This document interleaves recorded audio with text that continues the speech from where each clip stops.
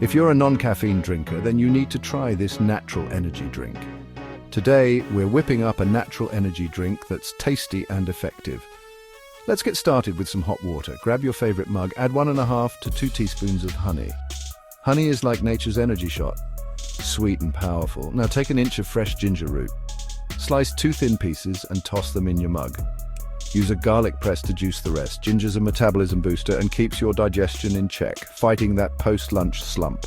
Next, sprinkle in 1/4 teaspoon of ground cardamom. This spice is a circulation superhero, giving you that energetic lift. Don't forget the 1/4 teaspoon of turmeric. It's ginger's cousin, speeding up your body's energy levels. Pour hot water into your mug and give it a good stir. Voila, a natural caffeine-free pick-me-up. Remember, drink this during the day. It's so effective it might keep you up at night. Enjoy your energized day the natural way.